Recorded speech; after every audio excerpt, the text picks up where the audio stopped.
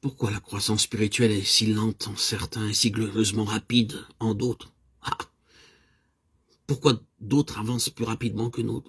Et nous avons la forte impression que nous restons au même stade, que nous ne bougeons pas, nous stagnons, en attente, et que rien d'autre n'arrive pour notre délivrance.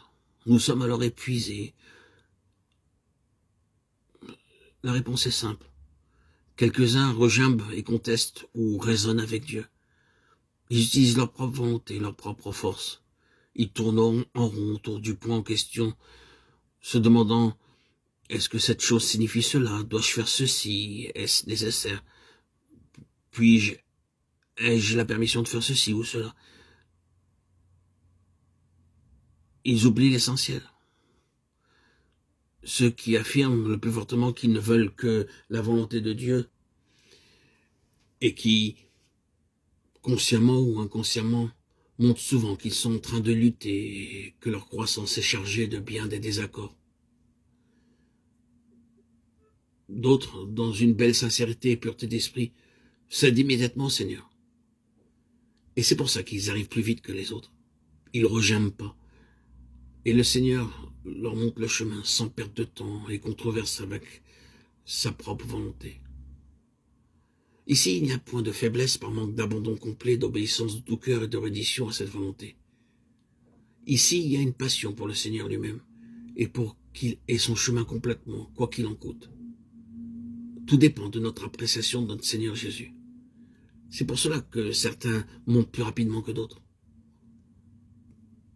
Quand nous percevons sa véritable valeur et voyons tout ce que le Seigneur est pour nous auprès du Père, et que par la foi, nous nous l'approprions, nous croissons tranquillement. Nous qui contemplons le Seigneur, nous sommes transformés de l'intérieur en la même image de gloire en gloire. 2 Corinthiens 3, 18. Avez-vous bien saisi cette clé, ce secret? Comprenez bien, frères et sœurs en Christ, mes chers amis auditeurs, auditrices, que le seul obstacle à la croissance est de considérer les choses comme en dehors de la personne du Seigneur Jésus. Là est la clé. Nous ne voudrions jamais tourner en rond autour de l'écriture, comme nous le faisons quelquefois en nous livrant à un débat en faveur du oui ou du non. Si nous l'apprécions pleinement, si notre passion était telle que lui reçoive le plus de gloire possible, nous céderions instantanément afin que Christ obtienne plus de gloire. Comprenez bien cela, frères et sœurs. La difficulté n'est-elle pas souvent dans notre considération des aspects de la vie chrétienne comme étant des choses en elles-mêmes? Une juste appréciation du Seigneur Jésus se débarrasse de toute la tension de la croissance spirituelle. Christ est par-dessus tout glorifié.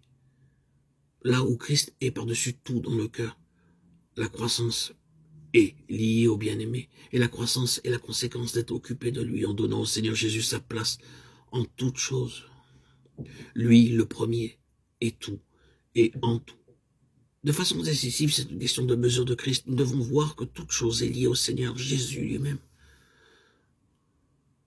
Tout est une question de connaître le Seigneur dans nos cœurs. Alors le Seigneur a la vie libre en nous et à travers nous. Soyez donc centrés sur lui et découvrez qu'il est lui-même tout.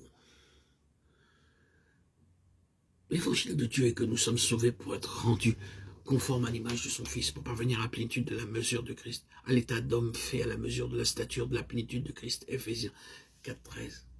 Saisissez cette clé qui ouvre toutes les portes.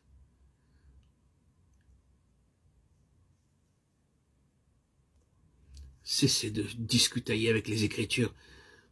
Conformez-vous à la personne de Christ.